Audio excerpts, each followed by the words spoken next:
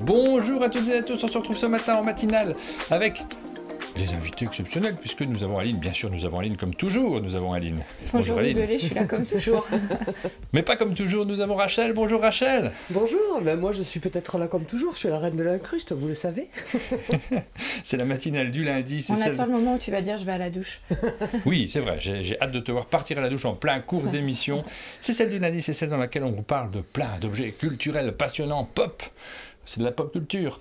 On va vous parler dans cette émission de 2 bandes dessinées, on va vous parler d'un magazine, on va vous parler d'une console de jeu, on va vous parler d'un film, on va vous parler d'un jeu de société, et puis au-delà, parce que ça on va en parler un peu plus en particulier, on va vous parler de manière générale de ce qui va sortir aussi et ce qui sera notre programme de la semaine qui vient, de la semaine passée tout simplement. On démarre ensemble la semaine et le meilleur moyen pour commencer une semaine, c'est tout simplement de se faire des projets, de choses à faire agréables en dehors de ce travail harassant qui nous occupe le reste du temps.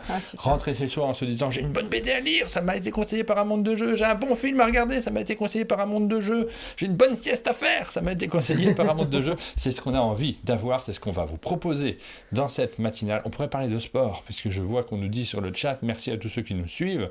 J'espère que vous avez regardé Roland-Garros hier. Oui, j'ai regardé Roland-Garros hier, je suis un peu déçu parce que le match a fini très tard et j'ai pas pu dessiner dessus. C'est mon jour de dessin de presse le dimanche. J'ai l'habitude de faire un petit dessin sur le sport et notamment j'aime faire un dessin sur le gros événement. Ça fait 2 fois que tu me dis ça, ça a dû vraiment te frustrer. Bah, ça me frustre un petit peu. Alors je vais essayer, je suis encore de dessin de presse aujourd'hui, donc je vais essayer de proposer quelque chose peut-être autour du match, mais quoi, un jour encore de télé. dessin de presse aujourd'hui? Bah, on est lundi. Normalement c'est samedi-dimanche, mais samedi j'étais à Strasbourg et on va commencer par ça, Aline. Notre semaine dernière, on a fait 2-3 trucs. On a fait 2-3 trucs, alors j'ai mis tout ce qu'on avait fait, on va pouvoir suivre sur le site. La semaine dernière, on recevait Cocktail Games, on recevait Florence et Sarah, elles venaient nous parler de Top 10 Aventure, c'était un plaisir. On a tourné la vidéo avec elles, on s'est fait le plaisir de faire 2 parties. On n'en montrera qu'une, mais la deuxième était mémorable. Surtout le moment où Martin m'insulte et je l'insulte en retour. Mais on vous le montrera. C'était merveilleux. On vous le montrera en replay, on s'insulte gentiment. Il y avait une merveilleuse ambiance dans cette. Et puis c'était un plaisir de ça les se trouve, on recevoir. la montrera la deuxième, j'en sais rien, je sais pas ce qu'on fera. On a un stagiaire au chalet, on peut lui faire des choses inutiles. C'est vrai. Ça peut être rigolo aussi. Et puis on recevait aussi Charles Amir et Rachel. Exactement. Un petit mot quand même sur la vidéo qu'on a faite avec Charles Amir. On a fait une super vidéo avec lui, c'était super agréable de la voir dans la matinale avec Pénélope et vous l'avez peut-être vu parce que j'ai laissé passer un petit message sur les réseaux sociaux quand même pour vous expliquer. J'ai comment on appelle ça, dépublié la vidéo qu'on a faite parce qu'il annonce un jeu un petit peu trop tôt, c'était pas le moment.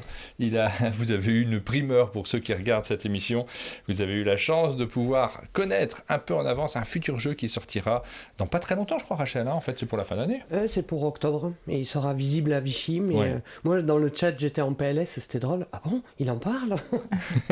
Mais oui, puis nous, pendant l'émission, on se dit, mais c'est bizarre, on le trouve pas. L'éditeur d'origine nous a dit, non, faut pas en parler, est-ce que vous pouvez couper la séquence? Alors, pas de censure, pas de problème, pas de polémique, tout se passe bien, en fait. On nous a demandé de couper la séquence, je leur ai dit, non, je peux pas couper une séquence d'une vidéo déjà en ligne, je veux pas la réuploader, ça n'a pas de sens, je veux pas refaire du montage là-dessus, j'ai autre chose à faire. Donc, je me suis dit, je fais quoi? Je fais rien. J'aurais pu rien faire, hein. C'est pour ça que c'est pas de la censure, personne m'a demandé de l'enlever. Ou alors je suis sympa avec l'éditeur, sachant que la plupart des gens ont déjà vu cette vidéo et qu'en réalité les infos, elles circulent maintenant, hein. Ça y est, c'est trop tard. Je me suis dit, bon, je vais leur faire plaisir, comme ça, ils seront contents, peut-être ils penseront en nous au moment de la sortie. Donc je l'ai dépublié. C'est pas très grave tout ça, mais il faut toujours expliquer ce qu'on fait, et c'est pour ça que j'ai fait un petit post sur Facebook hier. C'est un non-événement, si ce n'est que ça nous parle de ce qu'est le jeu de société, et à mon avis aussi de la différence entre le jeu de société et d'autres médias culturels, où ça serait trop tard dans d'autres médias culturels. Dans le jeu de société, on croit qu'on peut rattraper les coups. T'as fait du leaking? Ouais. On se crée des petits événements comme ça. Vous avez eu une avant-première incroyable, c'est rigolo. Je la remettrai plus tard quand le jeu aura été annoncé, je la republierai, puis voilà. Et en plus de cette avant-première impromptue, Charles Amir était venu nous parler de Galactic Cruise et on a fait une vidéo également sur ce jeu. Elle arrive et c'est aussi toujours un plaisir de recevoir Charles Amir. Surtout pour moi au final, puisqu'on a des goûts communs en musique et c'est un plaisir de discuter avec lui. On adore le recevoir au chalet, évidemment. On a hâte qu'il revienne parce qu'on a quelques petits trucs à présenter. Hein. Je crois que c'était The Rus, Rachel, qui va arriver assez prochainement. Et qui arrive en septembre ou en octobre, pareillement. Et qui est aussi un jeu qui est surtout un jeu en développement chez eux, un jeu qui a pris du temps, donc oui. Et on était ce week-end, parce qu'on faisait le bilan de la semaine en fait. Oui, bien avant sûr, toute, on continue, avant c'est toute ça le cette bilan de la petite semaine. parenthèse. Et on était à Strasbourg. Je vous ai fait un dernier petit montage de tout ce qu'on a Alors, fait comment pour je fais pour pouvoir le montrer commenter en même temps qu'on le regarde. J'aimerais bien le mettre dans une taille moins incroyablement grande, mais je ne sais pas comment faire, Aline. Bon, problème de format. Toujours dans les formats comme ça marche pas sur les lives. On a déjà eu le coup plusieurs fois. Hop. Bon, et bien voilà. Attends, je vais essayer de faire des choses. T'inquiète pas, je ne renonce à rien, jamais. Mais je ne sais pas trop comment faire. Et si tu le télécharges et que tu mets une nouvelle fenêtre? Ah, regarde, tu vois comme il est malin. Par contre, le reste, ça va être petit. Malin comme un Martin. De l'émission. Hop, on met ça. Alors, on est allé 2 jours à Strasbourg parce qu'on allait à des bretzels et des jeux, donc on a pris le train. Et dans le train, on a joué, puis on a fait des choses typiques de Strasbourg, comme aller au Starbucks, traîner à la Fnac, trouver des livres, prendre des photos. Ça, c'est typique strasbourgeois. Typique strasbourgeois. Moi, je fais ça à chaque fois. Je sais pas vous, mais repérer des jeux, jouer à la location. Donc, on a joué à plein de choses. On a joué à Marché VG, on a joué à Merci. Mais on a acheté des BD, on les a lus pour pouvoir vous en parler tout de suite. On est allé au festival. C'était dans un lieu très atypique. Le festival, il faisait pas magnifiquement beau. On a joué à un proto, j'ai adoré ce proto. Heliopolis, donc un proto non, de Fred Non, ça c'est pas Heliopolis, c'est un proto de l'auteur de Give Me Five. Give Me Five. Poker Castle. Martin a fait des dédicaces, comme toujours. Toujours, ça faisait des années que je faisais pas de dédicaces, c'était un renouveau pour moi. Ces derniers temps, c'est tellement... ouais, cette année, ça a été... ouais. On a joué à un futur jeu chez Sorry We Are French, un jeu de Léandre Proust qui s'appelle Coda Berlin. Je ne sais plus l'année. C'est pas un futur jeu. On a croisé des fans du Sommet des Jeux, que vous connaîtrez peut-être. Il y avait un monde de fou l'après-midi. Ah, il y avait du monde, hein, c'était bien, parce que c'est très grand, donc c'est un peu dilué dans l'espace, mais pour un festival partant de pluie, finalement, ça s'est bien passé. Heliopolis, donc Fred Brelot et Bruno Catala qui présentaient un jeu qui sortira tout bientôt, j'espère, mais en tout cas, pour l'instant, ils n'ont pas d'éditeur. Donc, un petit peu de temps d'attente, je pense quand même, malgré tout, c'était très chouette. Et là, c'est du Kiwizo. C'est Kiwizo, c'est Peak Challenge, le jeu de Romaric Gallonnier. Est-ce qu'il y a un co-auteur? J'ai un doute. Non, le jeu de Romaric Gallonnier. On avait évidemment des tables avec des best-sellers. On a vu passer Trio, Toy Battle. Voilà, c'est ça. Et avec vraiment de l'attente pour y jouer à ces jeux. Et puis, on s'est fait le petit plaisir d'aller au cinéma. Ah oui, alors ça on le fait jamais, on va jamais au cinéma et on en parle souvent dans notre émission. On va en parler dans cette émission juste après, on aura l'occasion de revenir sur le film que l'on a regardé puisque ça y est, on se lance donc dans le retour sur différents produits culturels, c'est de ça dont on parle dans cette émission-ci. BD, on va commencer par les jeux de société, comme d'habitude. Films, séries, pas trop de séries cette semaine. On va peut-être remettre ça à la bonne taille cette fois. Les gens ne voient pas, Aline. Pendant que Martin magiquement et hors écran vous remet la bonne taille. J'espère que ce sont les bonnes sorties parce que j'ai fouillé un petit peu et puis les dates on n'est jamais trop sûr, mais on va regarder un peu, surtout cette semaine. Est-ce qu'il y a encore un jour férié dans cette semaine? C'est ça l'histoire? Aujourd'hui. Aujourd'hui c'est férié. Ah, c'est férié aujourd'hui? Comme Bon, j'arrête cette émission immédiatement. Moi je dis qu'on nous exploite. Mais non, mais tu nous exploites, Aline. Comment ça, moi? C'est qui le patron? Ah non, c'est Rachel. Rachel, tu nous exploites, là? Oui. Allez, au fouet. Alors, les jeux de société qui sortiraient cette semaine, elle est tranquille cette semaine. C'est pour ça que je posais la question de savoir si c'était un jour férié, en sachant que la semaine prochaine, ça a l'air d'être la folie furieuse, tout ce qui sort le 20 juin. Là, cette semaine-ci, j'ai pas trouvé énormément de choses. Les deux jeux de chez nous, ils sont là la semaine prochaine. Ils sont la semaine prochaine, c'est le 20 juin? Oui. Ah, bah alors, donc on va les décaler, on va les mettre le 20 juin, évidemment. Donc, Peak Challenge, Play It 2000 Challenge, Play It 2010-2025, Epic Spell Wars, je ne sais pas ce que c'est que tout ça, Inimaginable. Alors Peak Challenge, si tu y as joué toi du coup, Aline? Ah oui, j'avais déjà joué précédemment et c'est un jeu de randonnée en fait, puisqu'on va grimper en haut d'une montagne avec un petit matériel en 3D sur lequel on va se balader et le matériel monte comme montrait une montagne. Et puis bien sûr, quand on se déplace, il y a des actions qui nous sont données par des cartes et des dés. On est sur un jeu à partir de 5 ans et on voit que tout est fait pour les enfants de cet âge. C'est très joli.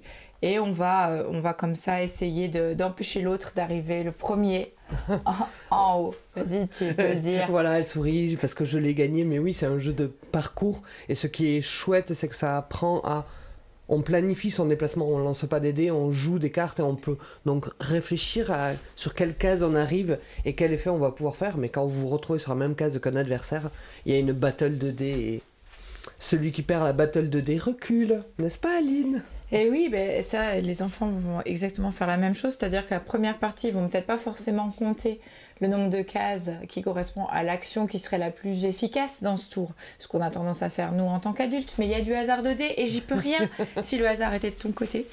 Mais voilà, les enfants, ils vont pas forcément aux premières parties comprendre cette planification que leur propose le jeu sans la leur imposer, mais par contre au fil des parties ils vont apprendre à regarder ce qui arrive, dans combien de cases, et essayer de faire l'action qui leur permet de profiter au mieux du déplacement qui est possible.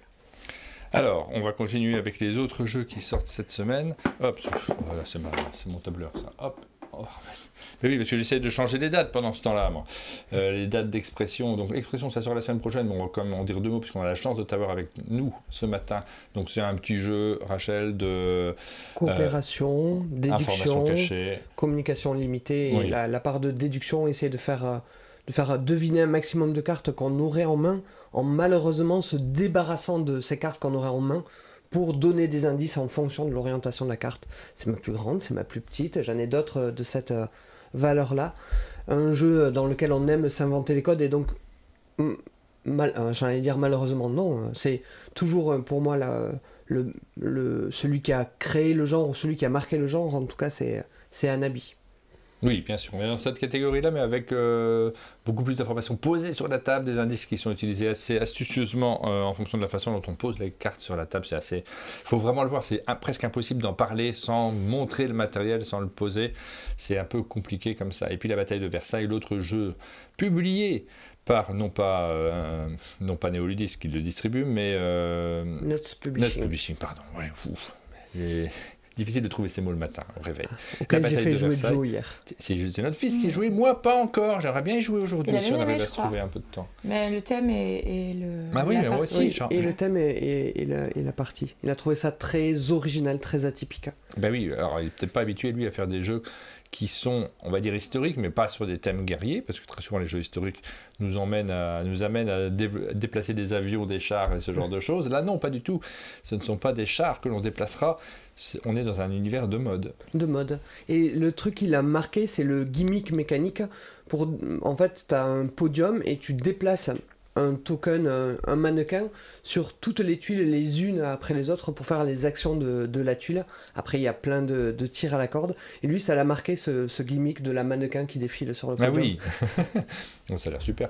Ben, j'espère qu'on aura l'occasion d'y jouer, parce que s'il y a moyen, si tu es volontaire, si tu es d'accord. Oui. J'ai les règles toutes fraîches en tête. C'est vrai. Bon. Ben, j'en ferai bien une petite partie ce matin, et puis peut-être se tourner une séquence pour le prochain format des Jeux du Chalet, juste après, et vous le présenter proprement, comme on n'a pas toujours l'occasion de le faire, mais là, on pourrait le faire ensemble, ça serait super. Voilà pour cette autre sortie de cette semaine. Ensuite, les autres, toujours un doute sur les dates, on a Instable chez Gigamic, Aeterna, que je ne connaissais pas celui-ci, une extension de Zombicide, The Mandalorian Adventure, le clan des deux, donc c'est une extension, et puis Say and Play, que je ne connais pas non plus, que j'ai vu débouler là, on est chez Arithma, hein, donc sur du tout petit jeu en boîte métal, ils continuent à faire du boîte métal chez Arithma, c'est les derniers. Un outil ludique pour apprendre la prononciation de l'anglais, Aline, il me le faut. C'est ce que j'allais dire. Ma fille me dit de vous transmettre qu'elle a adoré jouer à Avant-Après, nous dit Nini Ange, avec un cadre. C'est avec des points de chaîne qu'on fait un joli cadre comme ça. Sur notre Twitch, vous pouvez nous soutenir en nous sponsorisant, notamment sur Tipeee. Je ne sais pas lié à... C'est un effet de message. Si, elle a utilisé 20 bits. Donc c'est en nous soutenant. Merci beaucoup, Nini Ange, pour ces 20 bits. Ça nous fait plaisir d'entendre ça. Ça nous fait plaisir. En plus, c'est joli. Et tu feras un gros bisou à du Noël, du coup. Et tu lui diras merci. Et merci à Goldust et à Olivier qui ont renouvelé leur abonnement. Goldust en est à 48 mois d'abonnement. Waouh, 48 mois, ça c'est une longue grossesse. Salut Olivier. Rien trouvé d'autre à dire. Ça s'appelle de la fidélité. C'est de la fidélité absolue. Content de vous avoir croisé à Strasbourg, nous dit Olivier samedi. Oui, on était très content d'aller à Strasbourg. Nous, on rate jamais une occasion d'aller à Strasbourg. Moi, c'est la première fois au Festival de Strasbourg. On teste notre prononciation anglaise. Eh oui. Elephant. Non. Ah ouais, je sais pas. Ti. Attends, C'est bon, Ti? Non, Ti, mais alors, c'est moi, bon. vous savez lire ce truc-là en dessous? Vous êtes capable de lire les... Quand j'étais jeune, je faisais des attends. exercices avec. Je savais faire. C'est Elephant. Je Elephant. pense. Elephant. Ouais, ok. Ok, j'en ai vraiment besoin. Hein. Ah, Après, il y a des applications qui permettent de faire ça. Il n'y a pas de... Turtle. Turtle. On Turtle. dit pas le R? À peine. À peine. Ah ouais. Turtle. On va te l'acheter maintenant. Ah, ça me fera tellement pas plaisir en Surtout vrai. avec des mots qu'on utilisera, enfin tortue, tu vois. Ah bah c'est- si, mais ça dans toutes les matinales. Alors dans le jeu de société, on dit beaucoup de mots très différents les uns des autres. Hein. Voilà, pour les jeux qui sortent cette semaine, normalement, qui arrivent dans vos boutiques, que vous allez tous acheter, évidemment, on continue à vous parler. Alors, autre chose que des jeux de société, j'ai été chercher, donc j'ai retardé la matinale pour aller chercher la boîte, je ne l'ai même pas montré, hein, de The Battle of Versailles. C'est le même titre en français? C'est la bataille de Versailles. La bataille de Versailles. Voilà, je vous le montre quand même parce que j'ai été le chercher directement. Vous voyez la taille de la boîte comme ça, c'est une petite boîte. Le matériel dedans est définitif, je peux montrer? Oui, tu peux montrer, en dehors du fait que les cartes ne sont pas traduites. Mais les tuiles qui donnent le nom des salles de Versailles est déjà en français. Ok, alors attendez, il y a beaucoup de bazar sur ma table parce qu'il y a plein de choses dans cette matinale. On a du dossier, des trucs, on va regarder quand même ce qu'il y a à l'intérieur. Et on voit surtout sur la couverture les stars de la mode qui sont présentes, c'est plutôt sympa aussi. On jette un petit coup d'œil, on n'avait pas montré dans le format Et qu'on moi, a c'est tourné juste ce qui m'a vendredi. fait plaisir, c'est que quand je suis arrivée pour aller chercher le linge et le prendre pendant que vous faisiez votre partie, Joséphine m'a dit, toi, tu saurais qui sont toutes les personnes sur les cartes, Moi je sais maman, rien. parce que toi tu es forte et géniale, et Ah moi non, je ne sais on pas. va pas lui dire ça comme ça. C'est pas vraiment loin quand même. Ouais, tu les avais presque tous, ouais. Mais si jamais il y a un petit livret qui donne le nom Non, des non, personnages. mais c'est pas le nom fait des de les cartes. savoir, c'est le fait Ouais. qu'ils pensent que je les sache. C'est ça qui fait Ah oui, plaisir. savoir les choses, ça n'est pas utile, c'est que les gens pensent. Que ton Oui, que vous fils les soit fier sachiez. de toi, ouais, ça c'est la classe. Tu sais, quand t'es encore pas trop nul, quand t'es dans Oui, les yeux de ton ça veut grand, dire qu'il a t'es une bonne image de toi. il pense encore que t'es plutôt bonne et pas que t'es nul et ringarde et que tu sais plus rien. On passe à la séquence suivante de cette vidéo. L'atout.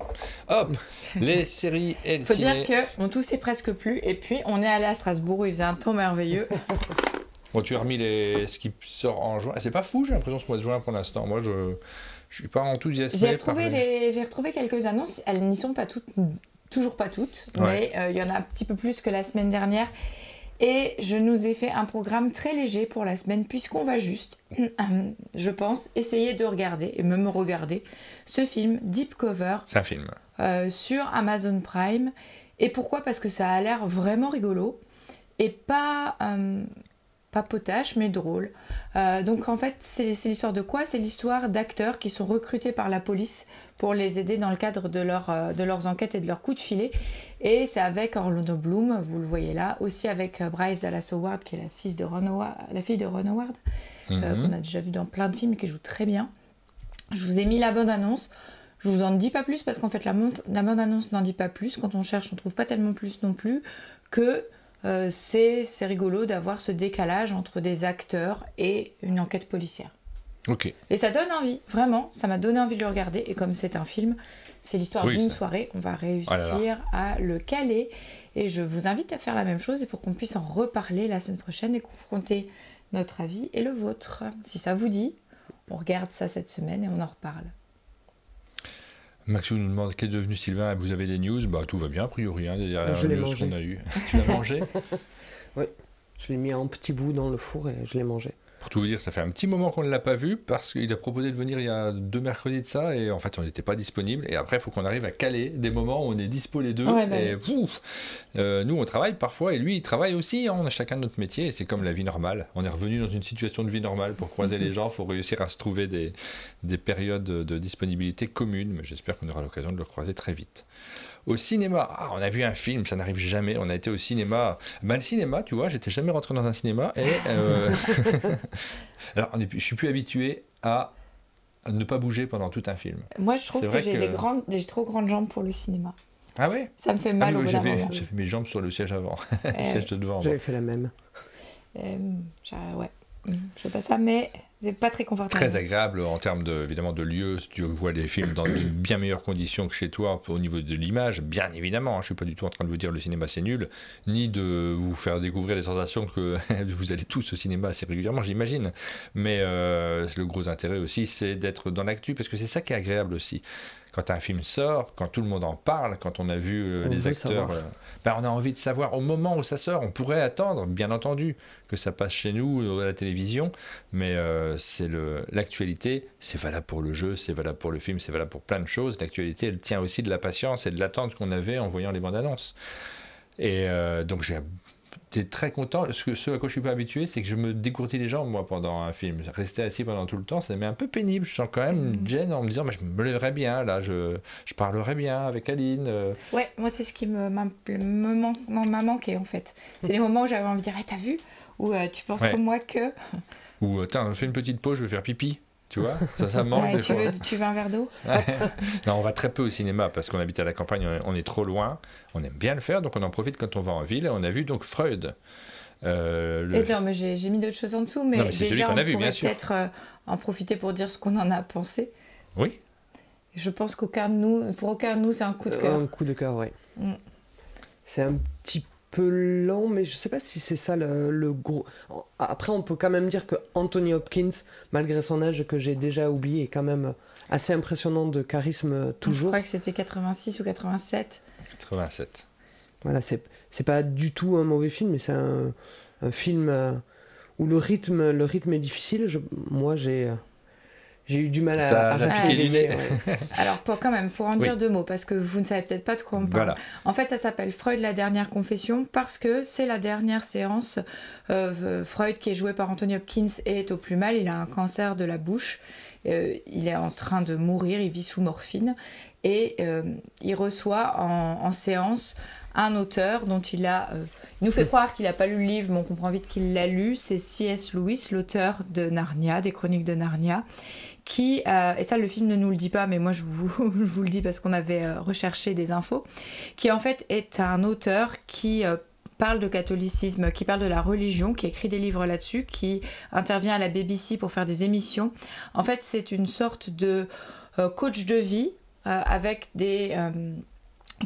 il fait des livres de bien-être, des livres de coach de vie, mais avec une forte coloration chrétienne. Et donc, ils sont pas du tout... Le film nous dit beaucoup, parce que c'est le vrai sujet du film. Il ne nous dit pas que c'est un auteur qui écrit là-dessus. Il ne nous dit pas qui c'est, vraiment. Ouais.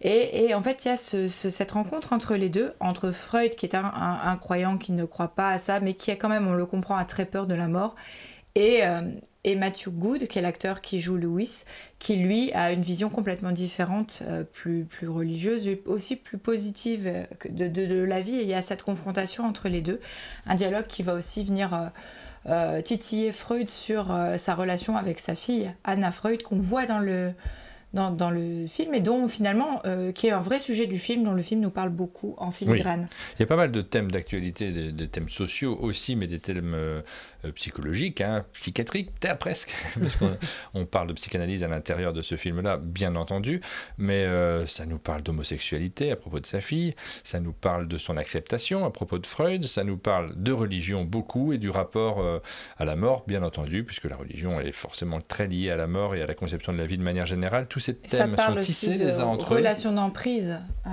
et de l'emprise qu'il a sur sa fille. Voilà, ces thèmes sont tissés les uns avec les autres autour de la mort qui plane, puisque Freud va partir, on le comprend dans le film, on voit son agonie d'une certaine manière, et c'est fait de manière... On a l'impression qu'en fait c'est une liste de thèmes qui est gérée par le réalisateur, qui essaye de les mettre les uns avec les autres, mais j'ai pas l'impression que ça prenne vraiment, c'est-à-dire qu'on nous impose ces thèmes, on nous dit réfléchis à ça aussi, mais ça n'est pas naturel finalement. J'aime bien aussi dans un film quand parfois les thèmes sont là en filigrane, mais c'est nous qui choisissons de nous plonger dedans, et notamment après la fin du film, on continue à y penser, et ça se crée en nous. Là non, c'est trop... À continuer à réfléchir au film après le bien film, sûr. ça me l'a créé, mais effectivement, il y a des moments un peu magiques dans le film, à la fin notamment, et il y a une superbe gestion des gros plans. Franchement, le champ contre champ, de très gros plans entre les deux personnages qui sont joués par des acteurs incroyables. Ils jouent super bien. Anthony Hopkins, j'ai trouvé qu'il avait une maîtrise du personnage qui était incroyable. Il joue l'espièglerie et la décrépitude d'un instant sur l'autre, ça bascule de l'un à l'autre et c'est vraiment toujours juste. Bon, bien sûr. Mais ça n'empêche que le film, malgré ces petits moments un peu magiques à certains moments du film, et bien que l'interprétation soit chouette, en fait c'est très lent. Je n'ai pas trouvé que... Alors Anthony Hopkins, oui, l'interprétation est chouette, j'étais moins convaincu par le deuxième acteur, dont j'ai oublié le nom. Matthew Good. Ouais. Et puis j'ai trouvé que ça manquait un poil de finesse d'une certaine manière, puisque c'est vraiment... on nous impose les réflexions, mais sans nous laisser les imaginer. En tout cas, c'est parfois un peu trop direct. Moi, c'est marrant. J'ai l'impression que c'est justement parce qu'il y a une abondance de tous ces thèmes et personnages et qu'aucun ne vient à la conclusion. Tu vois, je trouve ça rigolo que à un moment donné, on nous présente la femme de l'écrivain. On pourrait se dire que cette femme, ces plans-là sont là pour dire est-ce que c'est son réel personnage ou au contraire, il se cache et la femme vient nous montrer ça. Et en fait, ça n'a aucune incidence. Il y a plein de choses et j'arrive pas à trouver le bon medley, la bonne conclusion. Oui. L'impression que j'ai, moi, c'est que les personnages, que Freud, que Lewis, d'ailleurs, on n'est pas sûr de cette rencontre. Hein, on sait qu'il a rencontré un professeur, mais on n'est pas du tout sûr qu'il s'agit de lui. Donc on n'est absolument pas sûr qu'il ait parlé de ces thèmes-là.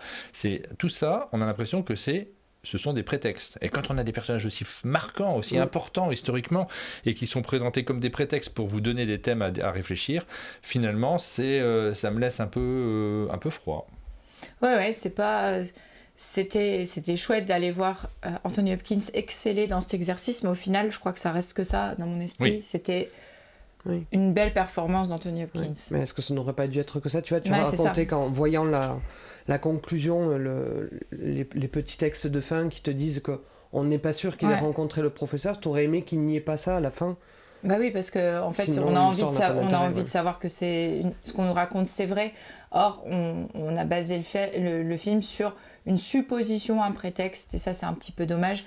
Du coup, j'en ai quand même profité, puisque le plaisir dans ce film, c'était surtout d'aller voir Anthony Hopkins, et ça, la promesse est réellement tenue. Moi, j'ai mis mes films préférés d'Anthony Hopkins, et je les ai mis dans l'ordre de préférence. Qu'est-ce qu'on doit regarder, Aline? Moi, j'ai adoré The Father. Je trouve ce film... Tout le film est merveilleux, et les performances des acteurs également. Les Vestiges du jour, j'avais trouvé ça génial. Et Légende d'automne est mon troisième préféré. Je ne sais pas quel est votre film préféré avec Anthony Hopkins. Ils vont beaucoup dire Le Seigneur des Anneaux, hein, tu sais. Pardon, Le Silence. Et je vous invite à nous lire, en fait. Il est immortel, Anthony Hopkins, pour l'instant. Enfin, il est immortel, mais il a 87 ans, donc on va se calmer. On lui souhaite tout le... Quel est celui que j'ai préféré? Moi, je ne sais pas. Peut-être Le Vestige du jour, parce que j'ai pas vu The Father. On m'a pas laissé le regarder. On m'a interdit. On m'a dit, Martin, tu travailles pendant que je regarde mon film. Non plus, j'ai pas vu The Father. Mais après, Hannibal Lecter, enfin, Le Silence des Agneaux, obligé de le préciser, moi, ça a marqué mon adolescence. Et le livre et le film. Oui. On l'a revu récemment et je trouve qu'il a effectivement été extraordinaire au moment où on l'a vu la première fois. Aujourd'hui, je le conseille moins comme regarder absolument ça aujourd'hui par rapport à tout ce qui est sorti depuis, mais pareil, ça nous a marqué effectivement. Ça sort cette semaine, donc un seul, Aline, tu t'es limité énormément cette semaine? Oui, je me suis dit, je parle que d'un. Ok, vas-y, Life of Chuck. Oui, pardon, je lisais le chat et je lisais quelqu'un qui donnait d'autres... je lisais vos films préférés. Oui. Moi, si je retournais au cinéma, et franchement, je me tape d'y aller. Hein. Ah ben vas-y. Ce serait pour aller voir The Life of Chuck. Pourquoi? Parce que c'est adapté d'une nouvelle de Stephen King. En fait, c'était une nouvelle au sein d'un recueil, et une des 3 nouvelles de ce recueil, c'était cette histoire-là. J'adore en général les livres et les films adaptés de livres de Stephen King. Je suis vraiment fan. Je crois que j'ai lu pratiquement tout, c'est peut-être exagéré, mais vraiment beaucoup de Stephen King, en tout cas ça fait beaucoup. Tous les derniers, c'est certain. Et là, allez, accrochez vos ceintures, je vous emmène. C'est pas sorti, ça sort mercredi, donc ça va être un petit peu compliqué, il va falloir beaucoup rouler avant d'arriver. Et tu l'as lu celui-là? Ces nouvelles-là, je les ai pas lues. Tu l'as lu toi? Non, j'ai pas lu, mais j'ai regardé ce qu'était le film, et je me suis dit, c'est vrai que je crois que de Stephen King, je ne connais que de l'horrifique. Alors, il y a toujours parfois un peu de fantastique, et puis mais il n'y a pas que ça. Il a fait certains livres. C'est vrai que le Dôme et tout ça, c'était pas. Oui, alors oui, mais on connaît souvent les adaptations. Oui. Donc les adaptations qui sont sensiblement différentes, je trouve quand même des livres, parce que dans les livres de Stephen King, ce qui vaut, bien sûr, c'est les thèmes et c'est l'histoire, ça nous accroche et c'est ce qui reste dans les films, mais c'est le style. Stephen King a une manière de raconter des histoires aussi fantastiques, mais en s'attardant à ce qui se passe dans la tête de ses personnages et ce qui se passe dans notre tête à nous, lecteurs. Il sait incroyablement bien le faire, ça ne reste pas dans les films. Oui. Bah, alors c'est là où je suis pas sûr, parce que pour moi, justement, le fait de rentrer dans la tête des personnages, c'est comme si scripter un film. Je trouve que c'est du coup facile à retranscrire en film. T'as toute la psychologie des personnages qui est donnée. Tu vois, ce que tu dis quand t'entends les voix dans la tête, etc. Je sais que ça paraît être un mauvais téléfilm, mais c'est... Non, il est super. Le premier, ça, notamment, il est... téléfilm. Non, j'adore ça, c'est réussi, mais il y en a plein qui sont complètement ratés, des films adaptés de Stephen King, parce qu'il reste que l'histoire, et quand il reste que l'histoire avec des personnages, on s'y accroche pas forcément. Là, ça fait vraiment des très mauvaises séries. Il y a vraiment une envie de tourner la page, de finir le livre. Moi, j'arrive jamais à les lâcher, mais c'est pas tellement dans ce que ça raconte, c'est dans la manière dont c'est raconté. Vraiment, l'écriture de Stephen King, elle est hyper addictive. Ouais, Dolores Claiborne, on le dit, Steve, c'est la meilleure adaptation de Stephen King, et pareil, pas de fantastique dedans. Moi, j'adore 1963. J'ai mis mes préférés en dessous. 1963 qui est en série et qui a un peu de fantastique, mais c'est pas ça qui compte. Sac d'os, enfin, il y a plein de trucs. Il y en a plein qui sont chouettes, Mais avant de passer à cette partie-là, on peut peut-être dire 2 mots de ce que c'est que Life of Chuck. En fait, on va suivre la vie. Si tu peux juste m'avancer le texte, que je puisse avoir le nom du personnage. Il s'appelle Charles Krantz, et s'appelle donc Chuck, c'est le surnom issu de Charles. Et sa vie, elle va nous être racontée dans l'ordre inverse. On sait qu'il va mourir, il a une tumeur au cerveau, et on va voir sa vie défiler dans l'autre sens jusqu'à se terminer par son enfance. Eh ben, on a bien compris qu'on a envie d'aller le voir pour Stephen King. On a envie d'aller le voir aussi parce que le réalisateur, c'est vraiment un réalisateur qui est un spécialiste de la gestion des récits d'horreur. Mike Flanagan. Et on a envie d'aller la voir pour l'acteur. En fait, l'acteur qu'on a aimé, moi je l'ai vraiment beaucoup aimé dans Only Lovers Left Alive, c'est l'acteur qui joue Adam, qui joue le personnage principal. C'est aussi Loki dans Marvel, Tom Hiddleston. Mais voilà, on a vraiment envie de voir cette chimie entre ces trois personnes. Oui. Et du coup, avant d'avoir vu la vie de Chuck, moi je les ai mis mes préférés, je les ai également mis dans l'ordre. Ah ouais. Mais t'as pas mis 1963 parce que c'est une série. Ah si. Il me manque moi. Je pense que si je fais un top 3, je mets. Mais je serais incapable de savoir dans quel ordre je le mets. Je mets Shining, Misery, et je mets Cemetery. Ah, moi Les Évadés, La Ligne Verte. Les Évadés, qui est aussi l'adaptation d'une nouvelle. Et donc, avec La Rédemption de Shawshank, c'est comme ça que ça s'appelle, la nouvelle de Stephen King, qui est un truc très court en fait. Et ben on arrive à faire ce film qui est merveilleux, vraiment merveilleux. Et donc, moi, les plus fortes émotions, on va le dire chacun. Moi, c'est 11 novembre 63. Ça, c'est une série. La Ligne Verte et Les Évadés. Shining, c'est tellement important que... Et puis ça, c'est tellement important aussi. En fait, ces deux-là sont pas loin derrière, on va dire. Par contre, je suis moins fan de Misery. J'ai jamais adoré cette histoire. Vous constaterez que j'ai mis l'ancienne version de ça. J'ai mis la mini-série, en fait. La nouvelle est pas mais ratée j'ai quand même du plaisir à voir les acteurs de l'autre. C'est lié à nous, à notre histoire. Et Cimetière, vous aimez pas? Pas autant que ceux-là. Dead Zone, c'est un des films de jeune enfance, enfin jeune adolescence, qui m'a le plus marqué. C'est assez impressionnant. Il a fait 2-3 trucs bien. Sam Raimi, c'est un peu plus tendre. Enfin, il y a plein de choses chouettes à Et là, je me fais la réflexion, il n'y a pas grand-chose en jeu de société. Et adapté des films de Stephen King. Il y en avait un sur Shining par Prosper Hall, mais c'était pas fou. Ouais. Il y en a un là qui sort prochainement avec Funko sur Shining, non? Il y a plein de trucs. Qui est déjà sorti. Oui. Voilà. Et bientôt, on attend la nouvelle série qui sortira sur Max en début d'année, qui s'appelle Welcome to Derry, enfin en début d'année scolaire, je crois. C'est pour septembre-octobre. En fait, c'est là pour être sur les écrans pour Halloween, j'imagine. Et voilà, on est dans l'univers de ça. Welcome to Derry, on est dans l'univers de ça, mais on a hâte de voir ce que ça peut donner, puisque comme Martin l'a dit, les séries adaptées de Stephen King, c'est tout l'un ou tout l'autre. Et tout l'un, c'était le cas de la série sur l'assassinat de JFK dont tu as parlé, qui était très chouette. Oui. Et tout l'autre? J'étais commencé une phrase, tout l'un c'était ça et tout l'autre? Bah, The Dome, par exemple. Oui, c'est vrai que c'était beaucoup moins. Même Le Fléau, j'ai pas tant aimé la série que ça. Alors que je suis sûr qu'à lire, c'est agréable, parce que c'est toute J'ai jamais l'invention fait d'un Le univers. Fléau. Je crois pas, je sais plus. Si, je l'ai lu, je me rappelle plus. Moi, j'ai tendance à oublier ce que je lis au fur et à mesure. Moi aussi. Pour répondre à Super Camsoul, Dr. Sleep, c'est le même réalisateur que The Life of Chuck, qu'il avait porté au cinéma. Donc si tu as aimé le film, il y a peut-être des chances que tu aimes celui-ci également. Alors, on va continuer avec rapidement sur les consoles de jeux, parce que je trouvais qu'il fallait faire une petite séquence. Pardon Aline de te couper dans ta matinale pour parler de choses futiles. Qu'est-ce que vous voulez que je dise, mais il faut quand même aborder. La nouvelle Switch qui vient de sortir, on s'est fait plaisir, on l'a prise, parce que depuis quelques années, je fais plaisir aux gamins qui n'avaient pas de console, en lui disant je te l'achète le jour... Si, bah pour à toi, parce que les nôtres, ils n'ont pas besoin de... ils ont eu du coup, oui. Non, quand j'étais gamin, tous mes copains, ils avaient « Ouais, la nouvelle console qui sort, je l'ai ». Puis moi, j'étais là, moi, je fais des jeux en carton. Vraiment, je faisais ça. Je me faisais des consoles en carton et je m'amusais, ça m'a appris à dessiner, au moins, c'est bien. Du coup, maintenant, je les achète, je joue pas forcément, mais je les achète systématiquement pour les avoir certaines. Hein. J'ai pas Martin, été jusqu'au... zéro frustration, Wittberg. C'est ça, pour me dire, maintenant, j'y ai droit. J'ai le droit d'acheter, et le premier jour, c'est important pour moi, le premier jour, tu vois. Donc je l'avais fait sur et qui va le chercher sur la Switch. Là, Aline a été le chercher. Merci Aline, sans toi, qu'est-ce qu'on serait? Rien. Bon, je ne fais pas pour toutes les consoles, je le fais juste pour les Sony et les Switch, c'est tout. C'est pas énorme finalement. Le gamin Saint-Martin, ouais, mais est-ce qu'il ne faut pas de temps en temps récompenser le gamin qu'on a tous gardé en soi? Si tu veux bien m'acheter une Barbie.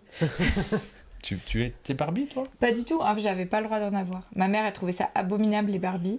J'avais une poupée et un nounours et pas de Barbie.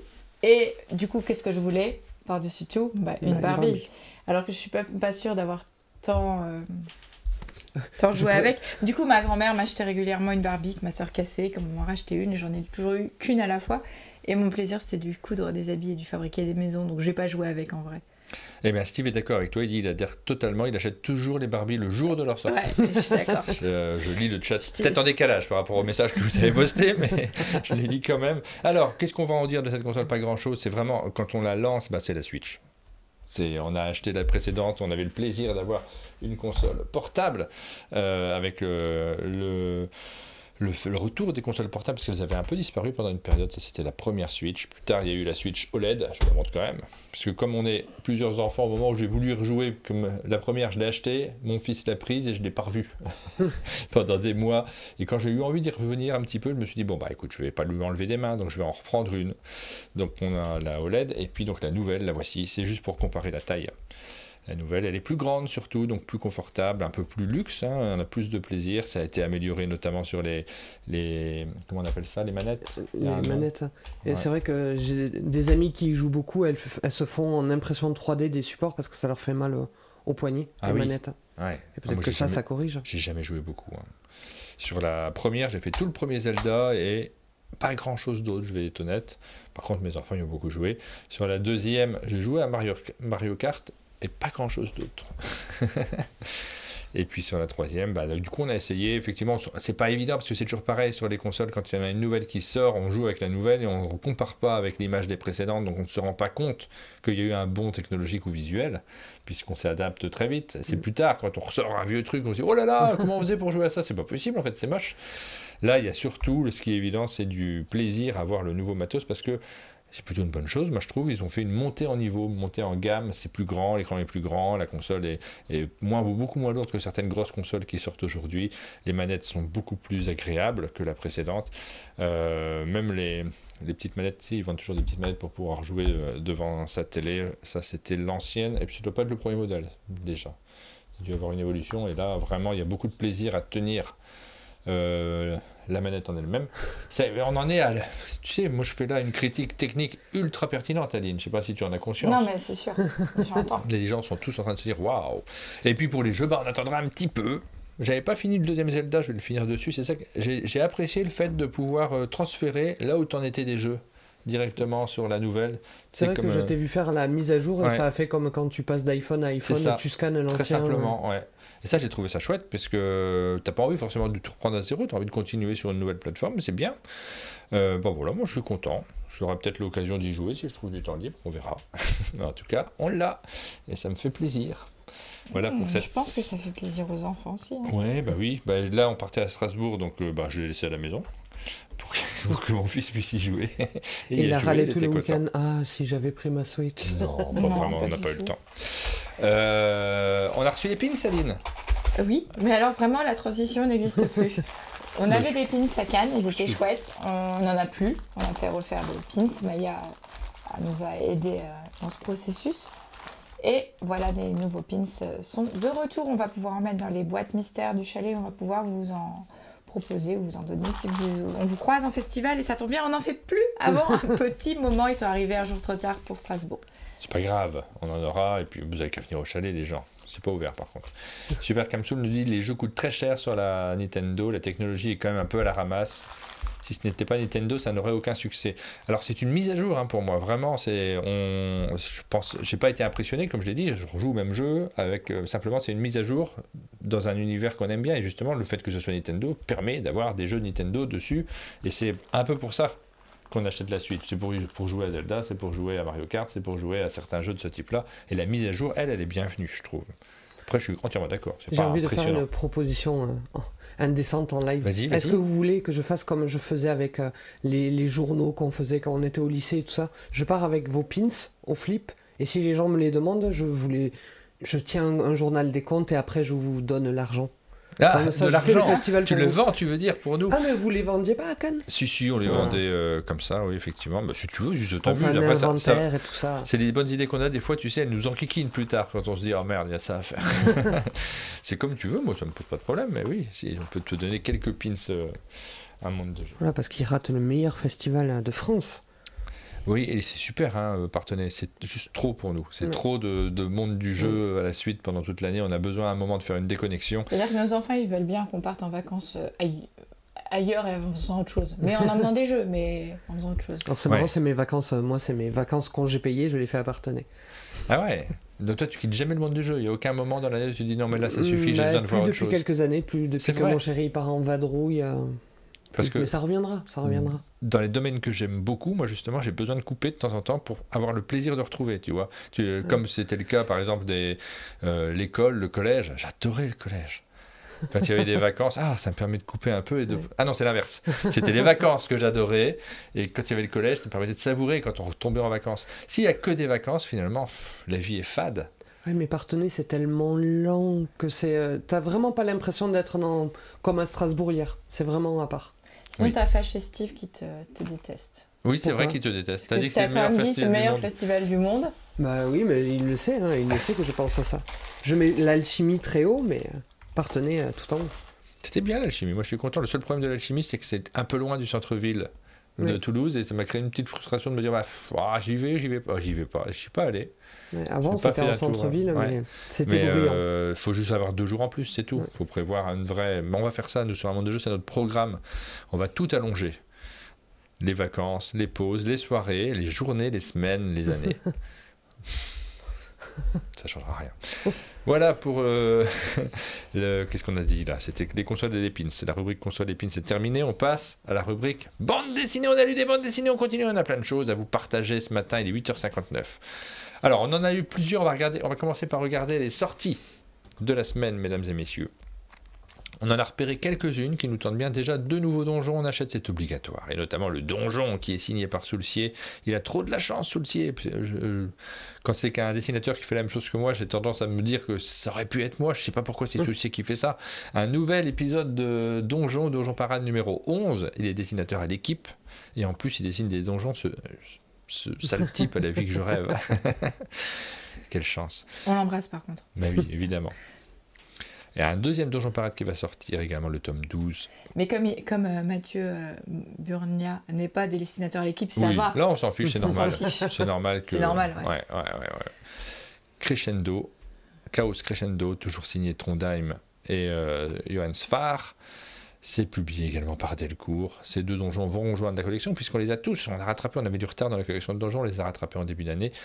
Ensuite, on continue. Donc ceux-là, on sait qu'on les achète parce que c'est trop bien. Donjon, cette bande dessinée parodique de l'univers de... À la base, c'était vraiment ça, des univers Donjons et Dragons, grosso modo, dans lequel on incarne, on lit en tout cas les aventures des personnages du donjon, mais qui est devenu un grand roman d'aventure finalement, avec ses branches rigolotes. C'est le cas des donjons parades dont on parle aujourd'hui, mais des branches qui le sont moins aussi, où on a envie de savoir ce qui va se passer, où il y a vraiment un côté feuilletonnant. C'est chouette, ça a vraiment réussi à créer un univers. Ouais. Le pays de l'eau qui monte, c'est une bande dessinée de Rodolphe et Patrice Le Sourd. C'est publié également par Delcourt, un petit village comme il y en a tant en France. Il ne s'y passe jamais rien de spectaculaire. Et il a encore la chance, je vous lis le texte éditeur, de posséder sa boulangerie, son épicerie, une petite école et une radio locale qui commentent l'actualité du coin.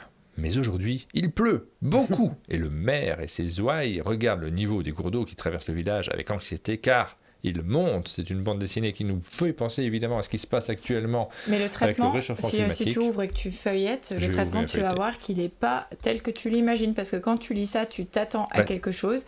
Et ensuite, tu ouvres et tu feuillettes. Et ça n'est pas ce que tu imagines. C'est une bande dessinée pour enfants. Donc c'est plutôt... Pour enfants, ça veut dire que vous avez le droit de la lire, bien entendu. Mais ça s'adresse aussi, c'est lisible par des plus jeunes. On sent aussi la bande dessinée qu'on peut étudier en classe. Puisque vraiment, elle va aborder des thèmes modernes à travers...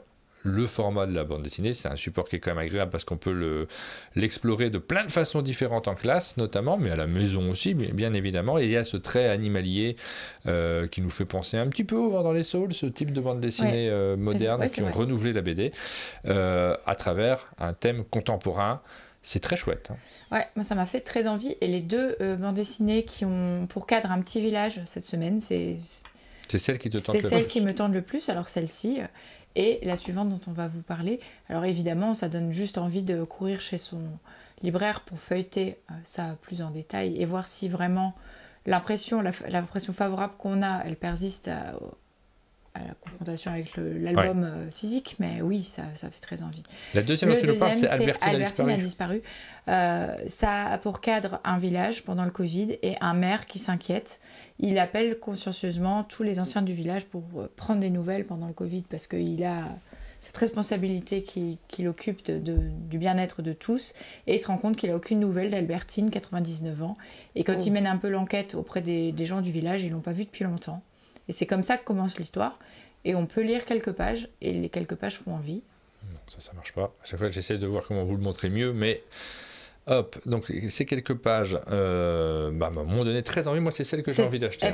Moi, les deux sur le village, sur deux façons différentes de voir un petit village, et de voir... Une plus réaliste, mais la seconde qui est la plus fantasy, mais avec un très thème réaliste aussi, je pense, très terre à terre. Au final. Là, oups. Mais là, dans le trait, c'est plus... C'est réaliste et en même temps, il y a un trait qui est fort avec un univers, des personnages, en tout cas, un graphisme qui ne ressemble pas à un autre. On sent quand même la patte, le style de l'auteur, de l'illustrateur. Ça m'a bien plu. Visuellement, le thème m'a plutôt plu. Il y a un côté polar dans ce récit tel qu'il nous est décrit. Parce que c'est une enquête, en fait. Ce qu'on nous promet, c'est une enquête pour savoir ce qu'il est advenu d'Albertine. Et on voit qu'à la question qui lui est posée de « mais où est ta belle-mère ?» qui va demander à la coiffeuse du village, on voit les petites gouttes de sueur là, et on sait que ce qu'elle répond, probablement, c'est pas la vérité.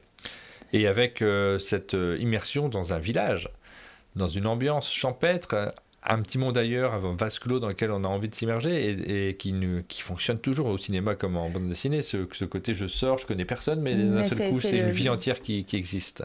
C'est aussi le côté unité qui fait monde, en fait. On est dans un tout petit truc, mais on sent que ça a une portée universelle. On achète celle-ci, on vous en reparlera. Là, on découvre juste on se valide les bandes dessinées, mais on en reparlera un petit peu plus par la suite. En colis de Salomé Lahoche, c'est chez Glénat, c'est la dernière bande dessinée qu'on a sélectionnée cette semaine. On essaye d'être sélectif un petit peu pour ne pas vous noyer dans les annonces.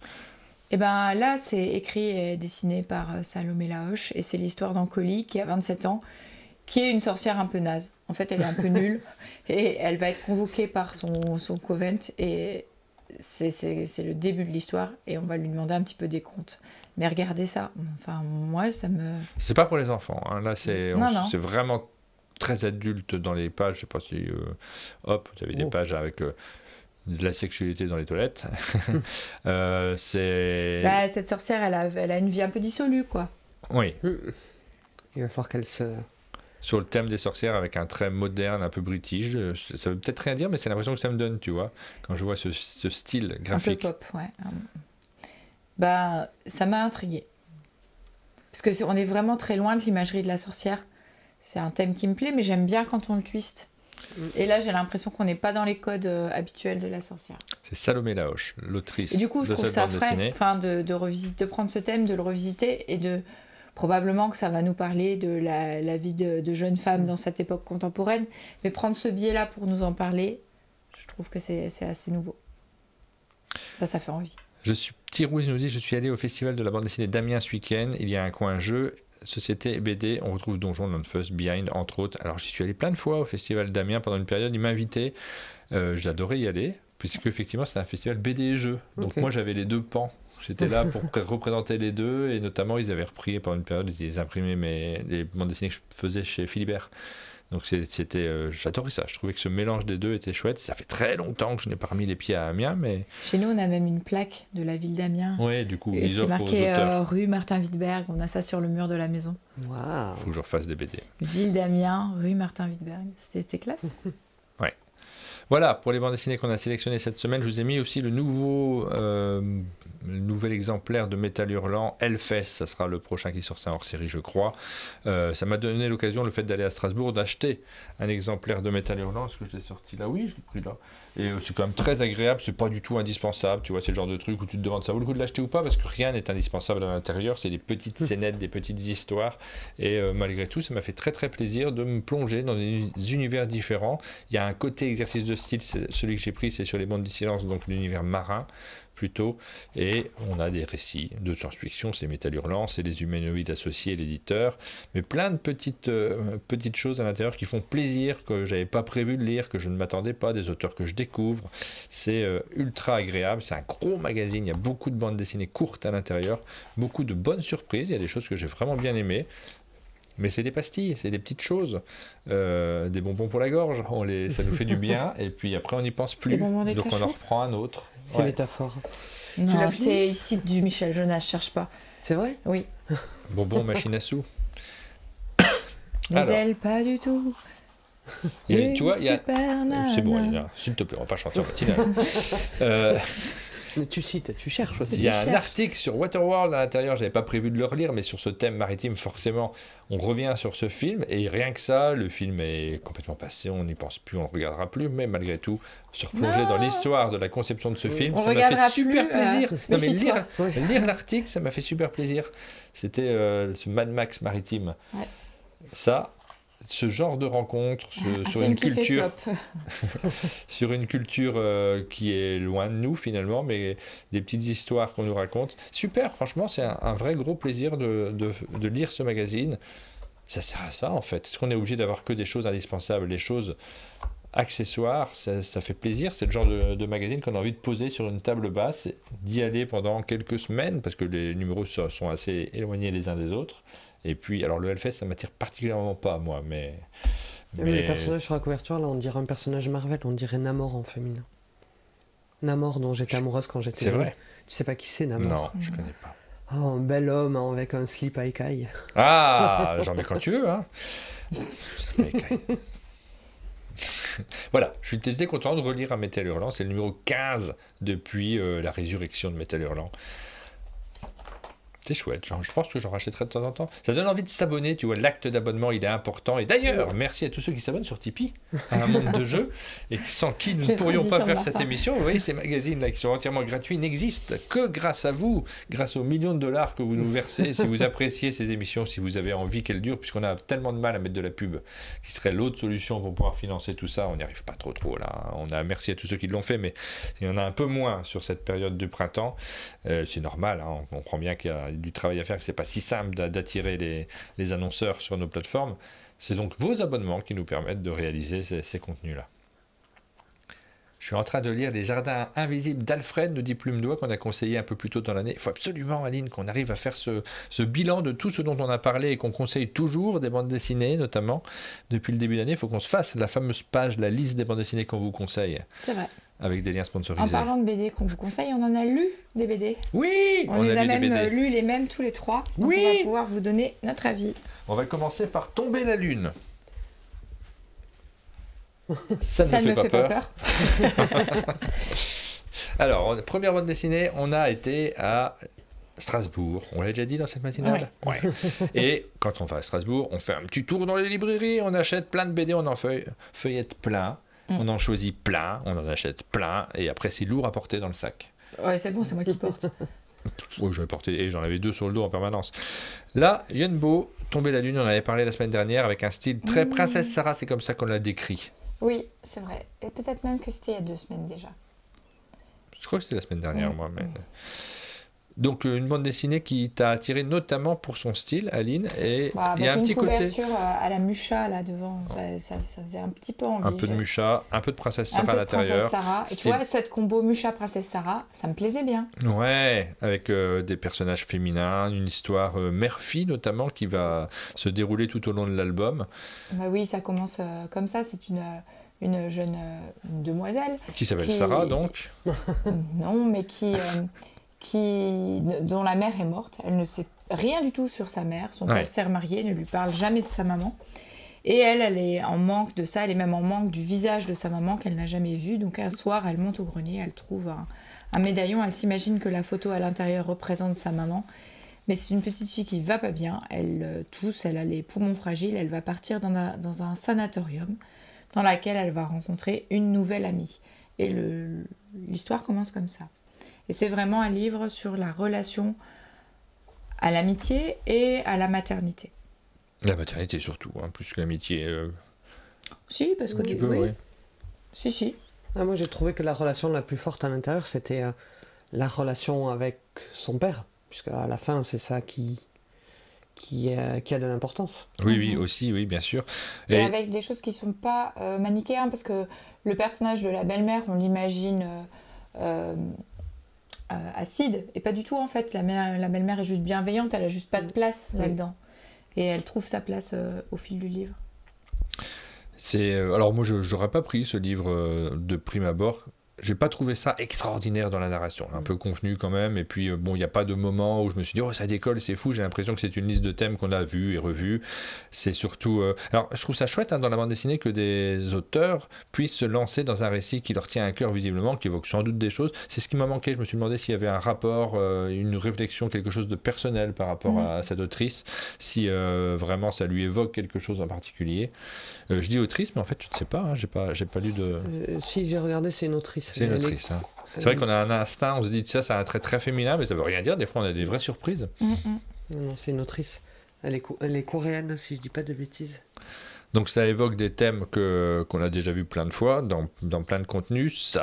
Il n'y a rien d'extraordinaire finalement, parce que j'ai l'impression d'avoir déjà lu ça, moi, ce genre de récit-là. Oui. Il y a quelques surprises qui arrivent, on ne va pas vous les dévoiler si vous avez envie de lire cet album-là. Il y a des surprises de petits retournements de situation en cours d'album, mais franchement, c'est petit, hein, on les s'y connaissait. attend. Dès le début, on sait que si on ne nous dit pas tout, c'est que c'est pas ce qu'on nous raconte n'est pas tout à fait vrai. Il y a même le contexte, en fait, par rapport à cette maladie, la tuberculose, et cette période-là, finalement, on n'en parle pas. Le nom même de la tuberculose n'est pas mentionné nulle part dans l'album, alors qu'on sait bien que c'est ça, hein, visiblement. Oui, il n'y a aucun doute là-dessus. Et alors que moi, ça, c'est ce qui m'intéresse, cette période-là, c'est la gestion de cette maladie, tout ce qu'il y a autour. C'est le seul truc, parce que j'ai toujours envie, moi j'aime bien quand je lis un bouquin, tu sais, cette envie qu'on a derrière d'aller regarder, de lire le contexte et tout ça, et c'est le seul domaine sur lequel j'ai eu envie d'aller relire du contexte. Aussi parce que ma grand-mère a eu la tuberculose et a vécu ça, et que en fait, je ne sais pas grand-chose sur les évolutions qu'il y a eu sur cette maladie au fil des années, et pourquoi on en parle moins aujourd'hui, alors que ça reste une maladie... Il y en a encore un. Oui, bien sûr, qui est toujours présente et qui est importante, mais sans doute on sait mieux la soigner. Pour donner notre avis, comme toi, je pense pas que l'histoire m'ait tant emballé. Par contre, l'illustration, elle m'a vraiment plu. J'ai trouvé c'est très joli. Oui. C'est vraiment charmant, quoi. On a vraiment envie de regarder ce qui va être proposé à toutes les pages.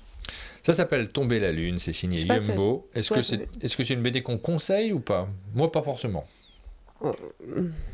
Oui, pas forcément, ça fait... Mais il y a vraiment un truc dans...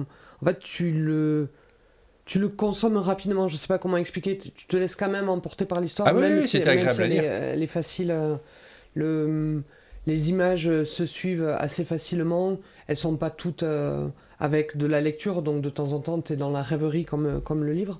Non, ça reste, même si c'est convenu, parce que je crois que c'est le meilleur mot, ça reste quand même très chouette à lire.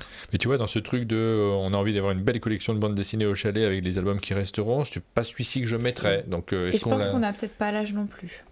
Peut-être, Parce je sais pas. que Faudrait tu filer vois, à notre fils. ça, Et puis... et pour notre fille qui adore l'aquarelle, par exemple, tu vois, voir la façon dont c'est dessiné, je pense que ça lui plairait. Peut-être. J'ai l'impression que c'est juste... Je sais pas si elle lit ce genre de choses. Et moi, mais... ça m'aurait sans doute plu à plus jeune.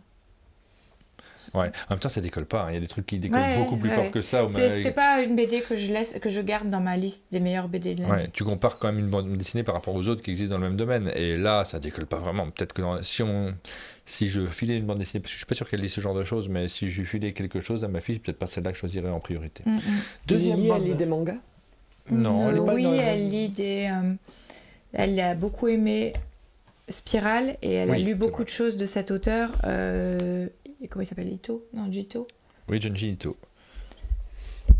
J'allais dire, ce genre de BD, je me demande si c'est pas une BD qui fait passerelle entre les ados qui lisent beaucoup de mangas et pour les diriger vers un autre support. Quand on parle de Spirale, quand même, c'est des thèmes durs, un style graphique très dérangeant. Tu vois, je suis pas sûr qu'elle soit fleur bleue. C'est un haut niveau de manga en termes de lecture adolescente. Soit fleur bleue et puis une petite histoire rose comme ça. Mais par contre, en illustration, je pense, en récit, ça va pas tellement l'intéresser, mais en inspiration d'illustration, ça pourrait lui plaire. Je crois que c'est la semaine dernière qu'on en a parlé de Don Lance. Oui, cette bande dessinée de Norm Connew. On est sur des auteurs qui... il vient d'où, Norm Connew? Je ne sais pas trop. Traduit de l'anglais, Grande-Bretagne. Okay. En fait, c'est un Canadien qui vit en Angleterre, je crois, que c'est marqué à la fin. On en a parlé la semaine dernière, ça nous a marqué quand on l'a regardé rapidement pour son graphisme d'abord, un graphisme qui est assez angulaire avec des aplats de couleurs, des formes qui sont... je pense que c'est travaillé à l'ordinateur très probablement, très droite, des lignes bien droites, un trait graphique particulier. On voit que le style n'est pas le même que d'habitude. On se demande si on va rentrer dans le récit en voyant ce genre de graphisme ou si on va rester à l'extérieur à regarder des belles images bien faites mais froides parce que la gestion du mouvement est particulière quand même par rapport, vous voyez, tous ces angles sur les membres des personnages. Est-ce que ça marche? Est-ce qu'ils s'animent dans nos têtes?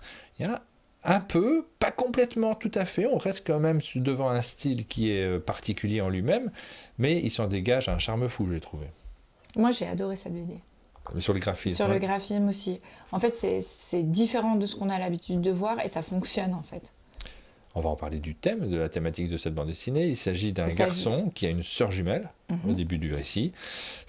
On commence la première histoire, et la première histoire, je pense qu'il faut la raconter quand même, malgré tout, parce que c'est un gros bouquin, vous allez passer un certain temps à le lire, il y a beaucoup de pages à l'intérieur. Première histoire de ce récit, il est avec sa sœur. Ils sont tous les deux, et c'est une succession de chapitres qui sont imbriqués et qui ne se déroulent pas forcément toujours dans l'ordre chronologique. Il y a une construction qui est très astucieuse à l'intérieur. Cette sœur voit un chien au moment où son frère rentre dans la boutique à côté pour aller chercher je ne sais plus quoi. Elle voit un chien, elle est très impressionnée, un chien noir qui lui passe à travers, elle dit, je crois, quelque chose comme ça. Elle le raconte à son frère qui dit, non, il n'y a pas de chien, je ne vois pas de chien du tout. Il était froid, tellement froid que ça brûlait, et tu es certain que tu ne l'as pas vu. Ça commence comme ça, avec cette scène un peu particulière qui lui fait très peur, et ça se termine en disant que sa sœur, elle est morte le lendemain. Elle a disparu le lendemain, et c'est une histoire dans laquelle, après qui va être déroulée, où on va se rendre compte que des histoires comme ça, il y en a eu plusieurs, que des rencontres dans cette zone-ci autour de chiens qui annonceraient la mort. Il y en a eu quelques-unes. Et pas que ça d'ailleurs, il y a d'autres choses étranges qui se passent dans ce village qui ne sont pas juste les chiens. On va se rendre compte qu'il y a une espèce de folklore, des manifestations étranges dans ce village. Et que lui, peut-être, est doué et capable de voir aussi certaines choses étranges.